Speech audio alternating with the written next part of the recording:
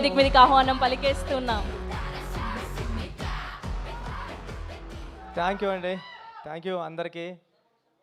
ఎక్కడికి రావాలా? అందరికీ థ్యాంక్ యూ అండి. ఈ సినిమాని ఇంత ఘన విజయం చేయించినందుకు, ఇంకా చేస్తున్నందుకు అందరికీ, ప్రేక్షకులందరికీ ధన్యవాదాలండి. అంటే ఒక మంచి కథని చెప్పడానికి నేను చరణ్ సారు ఇద్దరం మీ ముందుకు వచ్చామండి. అంటే ఇది రెగ్యులర్ ఒక కమర్షియల్ ఫిలిం కాదండి. ఇది ఒక 5 పాటలు 5 ఫైట్లు ఉండే సినిమా కాదండి. చరణ్ సార్కి చెప్పినప్పుడు కూడా తెలిసింది. అంటే ఒక ఇన్స్పిరేషనల్ స్టోరీ ఇది, ఒక పెద్దిగాడి జర్నీ. అంటే 2017-18లో అనుకుంటా మోడీ గారు ఖేలో ఇండియా అని పెట్టారు. అంటే మట్టిలో ఆటగాళ్ళని వెతుకుదాం, అంటే ఇంటింటికి వెళ్ళి ఓటకు అడుక్కుంటాం కదా, అలాగే ఇంటింటికి వెళ్ళి ఆట కూడా అడుక్కుందాం, ఆటగాళ్ళని తీసుకొచ్చి దేశానికి పరిచయం చేద్దామని పెట్టారు. దాన్ని ఇన్స్పిరేషన్ కింద కూడా తీసుకున్నాను నేను ఖేలో ఇండియాని ఈ ఫిలింకి. మేము చరణ్ సార్ కూడా మేము మాట్లాడుకున్నాం. అందుకే బొమ్మన్ గారు అంటారు ఏంటంటే, ఈడు తెస్తాడు ఆ విలేజర్స్ని చూసి ఒక నెగిటివ్ మైండ్ సెట్స్తో ట్రావెల్ మొదలవుతుంది బొమ్మన్ గారి ట్రావెల్. ఈడు తెస్తాడా ఈ విలేజర్స్ తెచ్చేది ఇండియాకి మెడల్స్ అనుకుంటాడు. కానీ ఆయన మైండ్ సెట్ మారి ఈ విలేజర్స్ మెడల్స్ తేగలరు అని ప్రూవ్ చేసేయడానికి. ఎందుకంటే ఫర్ ఎగ్జాంపుల్ విలేజెస్లో ఒక 150 కేజీలు 200 కేజీలు మూటలు అలవోకగా మోసేసే ఒక మనిషి ఇక్కడ ఉండిపోయాడు కాబట్టి కూలోడు అయ్యాడు. అదే నేషనల్కి వెళ్ళి ఉంటే ఒక హెవీ వెయిట్ ఛాంపియన్ అవుతాడని నేను నమ్మానండి. అది మాది ఉప్పాడు కొత్తపల్లి కాబట్టి సముద్రం పక్కనే, రోజు సముద్రం పక్కన ఉంటే ఒక ఫిషర్ మ్యాన్ ఎటువంటి సేఫ్టీ లేకుండా దన్నమని సముద్రంలో దూకేసేవాడు బోట్లోంచి. నేను ఆ ఒడ్డు నుండి చూసే ఉండేవాడిని కాలేజీకి వెళ్తున్నప్పుడు. అరే ఈడు నేషనల్కి వెళ్తే ఒలింపిక్స్కి వెళ్తే మెడల్ తెస్తావాడు కదా అని ఫీల్ అయ్యేవాడిని నేను. అంటే ఆట అంటే భారతీయ జీవన విధానంలోనే ఆట ఒక భాగం అని చెప్పాలనుకున్నా. అందుకే గురువు క్యారెక్టర్ పెట్టుకున్నానండి.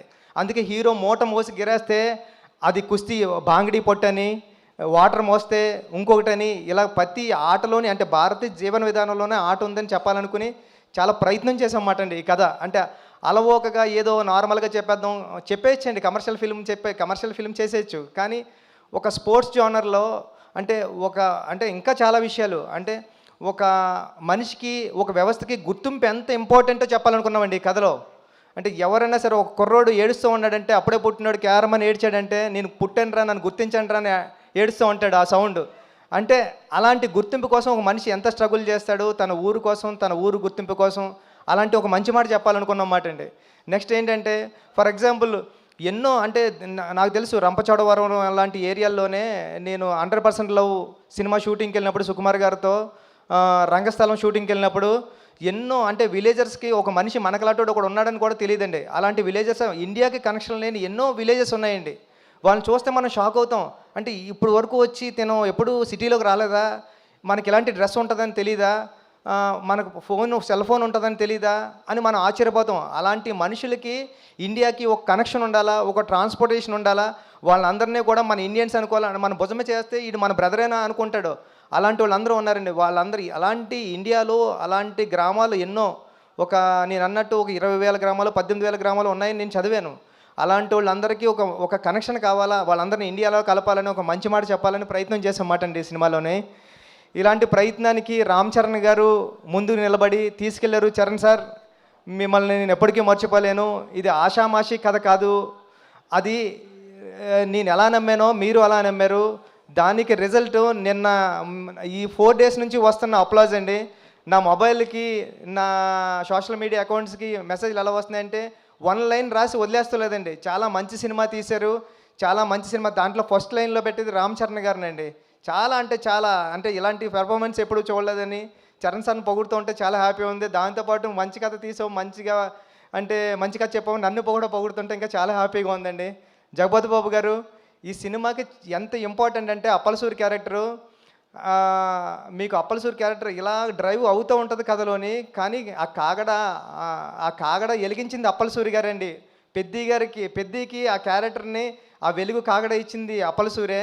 జగపతి బాబు గారు లేకపోతే ఈ క్యారెక్టర్ నేను ఊహించుకోలేను. లాస్ట్లో కూడా అందుకే నేను ఈ స్టేషన్ వచ్చేసిన తర్వాత అప్పల వలస అని పెట్టామాట అండి స్టేషన్. ఇది అప్పలసూరి క్యారెక్టర్కి జగపతి బాబు గారు అంత ప్రాణం పోసారండి. Thank you so much.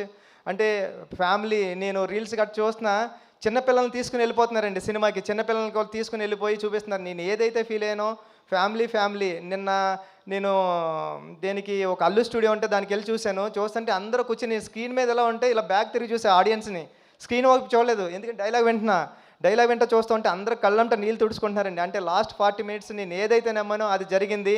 Same time నేను చరణ్ సార్తో ఐమాక్స్కి వెళ్ళాం, ప్రసాద్ ఐమాక్స్కి వెళ్ళినప్పుడు చూసినప్పుడు చరణ్ సార్కి అందరూ లెగిసి హాస్పిటల్ సీన్ దగ్గర క్లాప్స్ కొట్టి అందరూ ఇలాగా హెడ్ బెండ్ చేసి చరణ్ సార్ అని నేషనల్ అవార్డు అని అరుస్తున్నారండి.